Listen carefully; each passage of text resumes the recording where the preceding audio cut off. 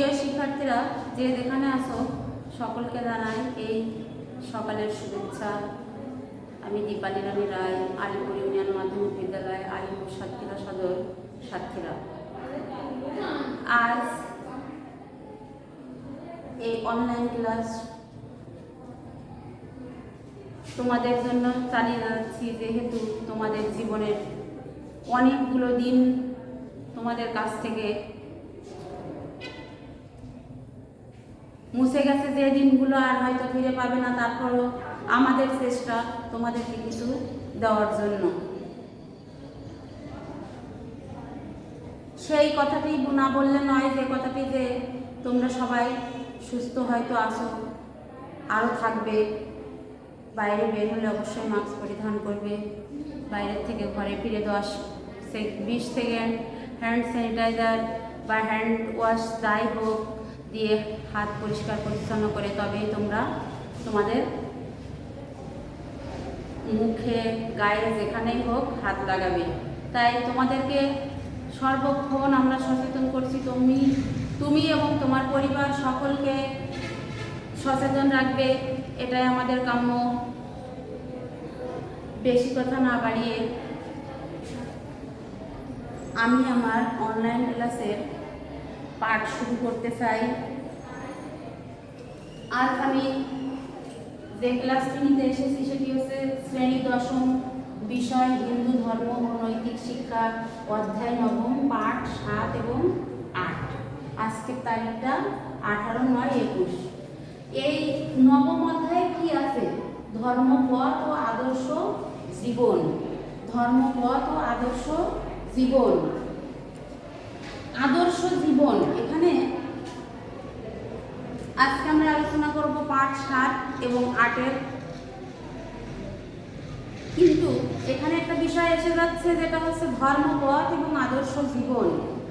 আদর্শ জীবন, যে জীবন হয়তো তারা মারা গেছে, তবুও তাদের জীবন কাহিনী আমাদের এই বইয়ের পাতায় লেখা আছে এবং তাদের নাম স্মরণ করছি, তাদেরকে নিয়ে আলোচনা করছি। এইটি হচ্ছে তাদের আদর্শ জীবন, এবং সেই আদর্শে যেন আমরা আদর্শায়িত হতে পারি, এটাই আমাদের কাম্য।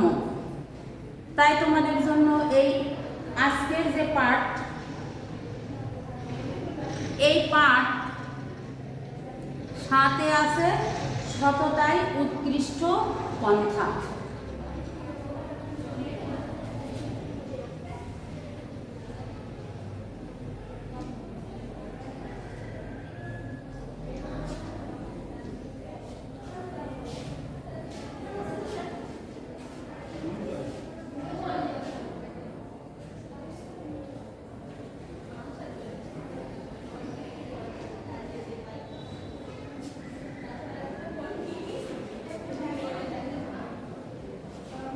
এটি হচ্ছে পাঠ 7, সততাই উৎকৃষ্ট পন্থা। মিথ্যার আশ্রয় নিলে ফল ভালো হয় না, এটা আমরা সবাই জানি। তারপর আমরা অনেকে মিথ্যার আশ্রয় নিয়ে দিনাদি পাঠ করি এবং চলতে থাকি। অনেকে এই মিথ্যার আশ্রয়ে জীবনযাপন করার চেষ্টা করে, কিন্তু আসলে মিথ্যাটা একদিন সত্যে পরিণত হয়। তাই বলা হচ্ছে সততাই উৎকৃষ্ট পন্থা। এই সততার প্রমাণ যে কোনো একদিন অবশ্যই তোমরা পেয়ে যাবে। এখানে আমরা এই সততাই উৎকৃষ্ট পন্থার একটা মজার ছোট্ট একটা কাহিনী বলবো, যেটা তোমাদের জন্য অবশ্যই জীবনে কোনো কিছু ভালো বয়ে আনবে। সেটি হচ্ছে একজন গরিব কাঠুরিয়ার সততা।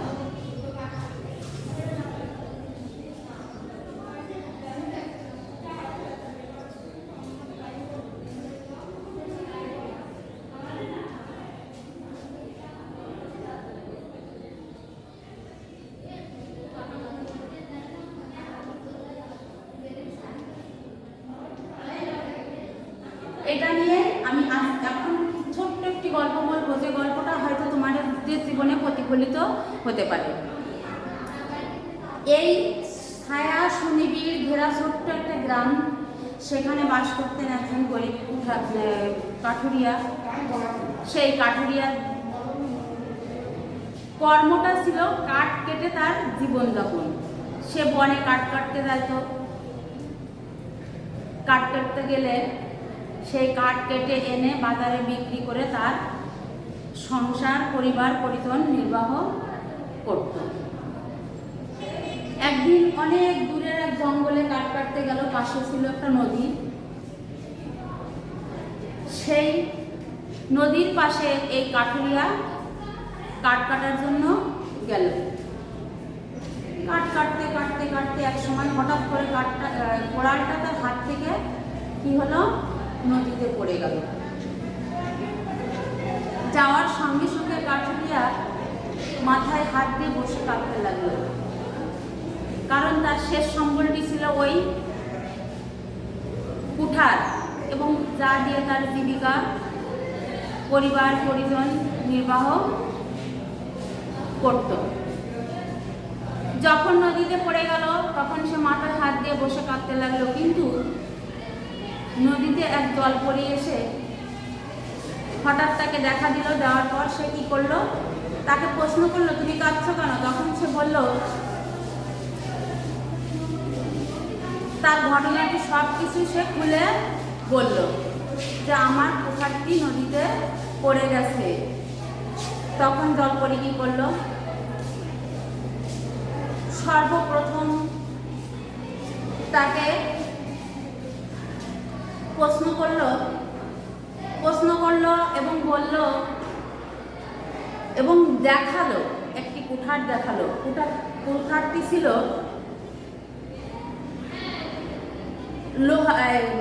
রূপার। তখন কাঠুরিয়া বলল, না, এটি আমার নয়। তখন জলপরি আবার ডুব দিল পুনরায় নদীতে। দিয়ে সে কি করলো, দ্বিতীয়বার সে আনলো একটি সোনার কুঠার। কিন্তু যখন কাঠুরিয়াকে সোনার কুঠার দেখালো তখন কাঠুরিয়া বলল, না, এটিও আমার কুঠার নয়। তৃতীয়বারের ঘটনাটি হচ্ছে, যখন দেখলো যে কাঠুরিয়া তার কুঠারটি স্বীকার করলো না বা বললো না, তখন পুনরায় আবার জলপরি নদীতে ডুব দিল। দিয়ে কি করলো, ওর সেই লোহার কুঠারটি আনলো এবং কাঠুরিয়াকে দেখালো। দেখানোর পর কাঠুরিয়া বলল, হ্যাঁ, এটি আমার কুঠার। তখন জলপরি খুব খুশি হলো যে সত্যি কথা বলেছে এবং সত্য কথার একদিন ফল অবশ্যই পায়। তখন জলপরি তাকে কি করলো, 3টি কুঠারি তাকে দিয়ে দিল এবং বাড়িতে তার সব কিছু বাড়ি ঘর পরিবর্তন হয়ে গেল। সোনার কুঠার দিয়ে দিল, সে ধনী হয়ে গেল। তাই তার সততার সে পুরস্কার ঠিকই পেয়ে গেল। এখন বাড়িতে যখন কুড়ে ঘরে জায়গায় দালান উঠলো, তখন গ্রামের লোকজন সকলে ভাবলো যে কি ব্যাপার, কাঠুরিয়া সে কাঠ কেটে খায়, তার বাড়িতে এখন বিল্ডিং বা দালান ঘর, ব্যাপারটা কি? তখন কাঠুরিয়াকে দেখে গ্রামের মোড়ল সব ঘটনা খুলে শুনলো।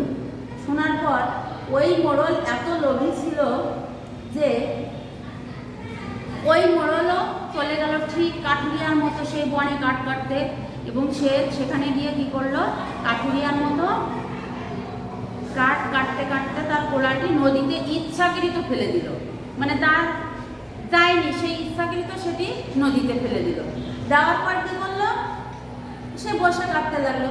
ওই সেই পূর্বের মতোই জলপরি আবার চলে আসলো, এসে জিজ্ঞেস করলো, কি হয়েছে তোমার? তখন কাঠুরিয়া মোড়ল সব খুলে বলল যে আমার কুঠারটি নদীতে পড়ে গেছে।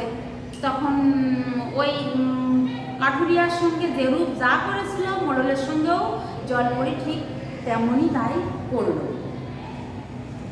করার পরে তখন মোড়ল সোনার কুঠার দেখার সঙ্গে সঙ্গেই বলে উঠল, হ্যাঁ, ওইটিই আমার কুঠার। তখন জলপরি কি করলো, সকল কুঠারগুলি নিয়ে নদীতে ডুব দিল। এই লোভী মোড়লের সব কিছুই চলে গেল এবং সে গরিব হয়ে গেল। লোভের কারণে তার সব কিছু হারালো। তাই এখানে এই গল্প থেকে আমরা বুঝতে পারছি বা জানতে পারছি বা শিখতে পারছি যে মিথ্যাচার নয়, সততাই উৎকৃষ্ট পন্থা। আমরা মনে রাখবো জীবনে প্রতিটি ক্ষেত্রে সততার পরিচয় দেব। তাই এখানে একটি কথাই এসে যায় যে সে তার সততার কাঠুরিয়া তো সততার পুরস্কার পেল, আর মোড়ল তার মিথ্যার কারণে সে কি হলো, সে তার লোভ সামলাতে না পারায় তার সব কিছু নিঃশেষ হয়ে গেল। এইটি হচ্ছে আমাদের সততাই সর্বোৎকৃষ্ট পন্থা। কিন্তু গরিব কাঠুরিয়া থেকে আমরা কিছু শিক্ষা পেয়ে গেলাম।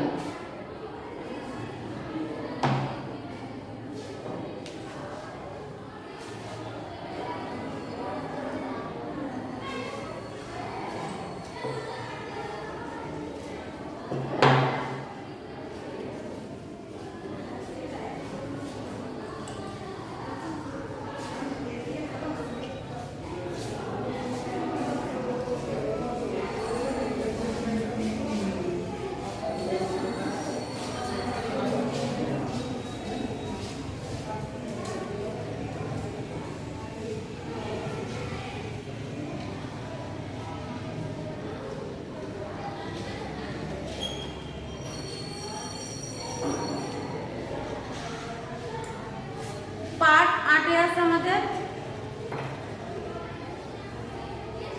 শিষ্টাচারের ধারণা।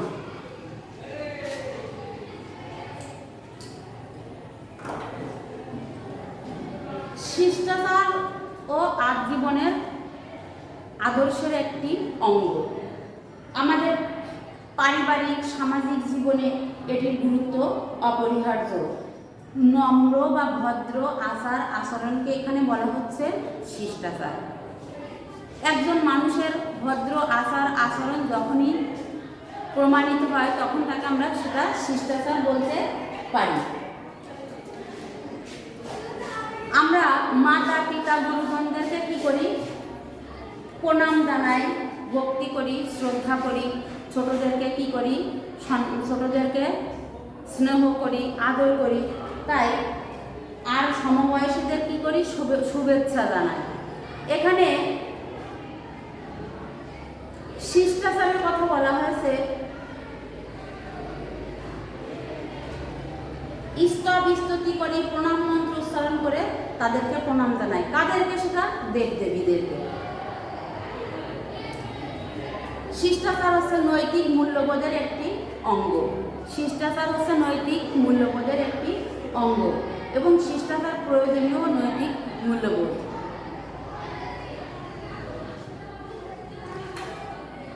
প্রণাম বা নমস্কারের ধারণা।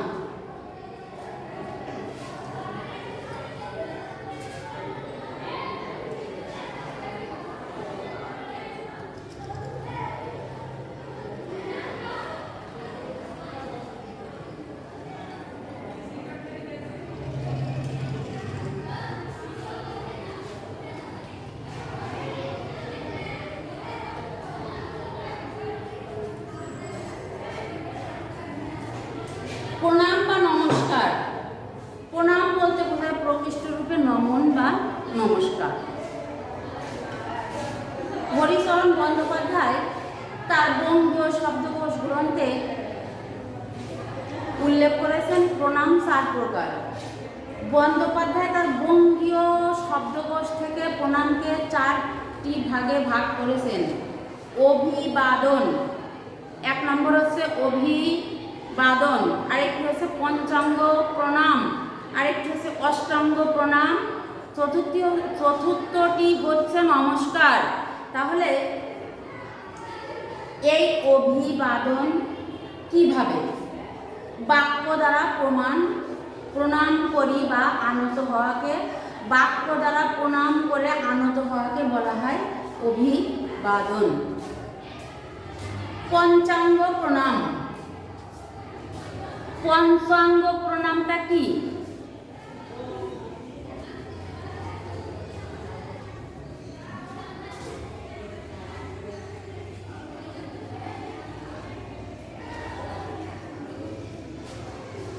পঞ্চাঙ্গ প্রণামটা হচ্ছে বাহুদয়, জানুদয়, মস্তক, বক্ষস্থল ও দর্শনেন্দ্রিয় এই 5টি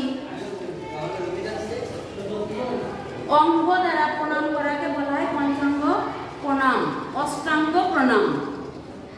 জানু, পদ, হস্ত, বক্ষ, বুদ্ধি, শির, বাক্য, দৃষ্টি, এই 8টি অঙ্গ দ্বারা প্রণাম করাকে বলা হয় অষ্টাঙ্গ প্রণাম। নমস্কার, নমস্কার প্রণামের প্রতি শব্দ। নমস্কার আবার 3 প্রকার।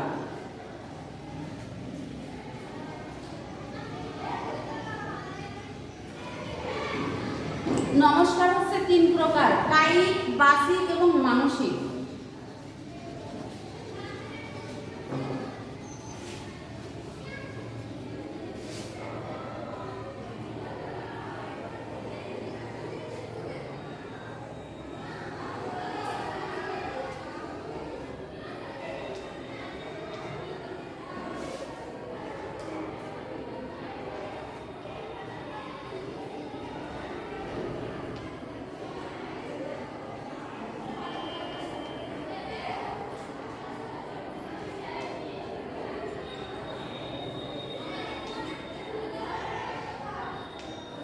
কি হচ্ছে কায়িক, বাচিক এবং মানসিক।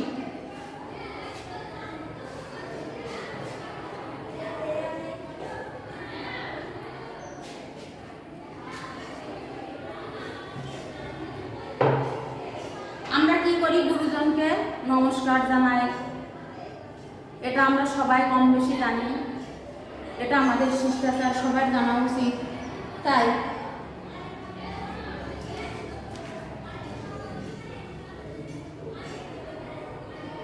আমরা আজকে কি জানতে পারলাম? একজন কাঠুরিয়ার জীবনী সম্পর্কে জানতে পারলাম, একজন সৎ কাঠুরিয়া সম্পর্কে জানতে পারলাম, একজন মোড়লের কথা জানতে পারলাম, আর কি পারলাম? শিষ্টাচার সম্পর্কে জানতে পারলাম। তাহলে আজ এই পাঠ থেকে যেগুলো জানলাম, বুঝলাম, তার থেকে কিছু ধারণা নিয়ে আমরা বাড়ি থেকে একটা কাজ করে নিয়ে আসবো, নিজের জীবন থেকে শিষ্টাচার প্রদর্শনের।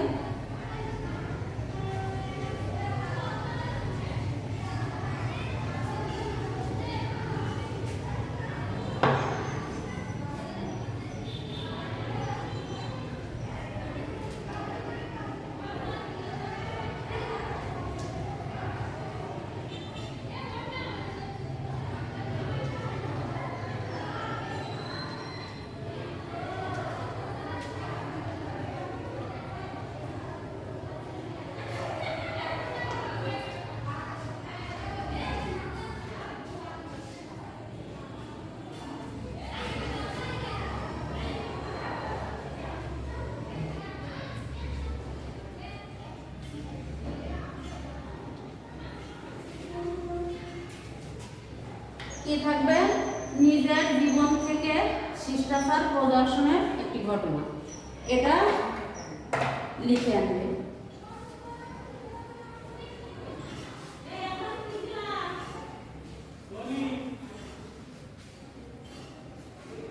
স্নেহের শিক্ষার্থীরা, সবাইকে ধন্যবাদ জানিয়ে যে যেখানে যে অবস্থায় আছো সবাই সুস্থ থাকো, ভালো থাকো, এই শুভকামনায় রইল তোমাদের জন্য।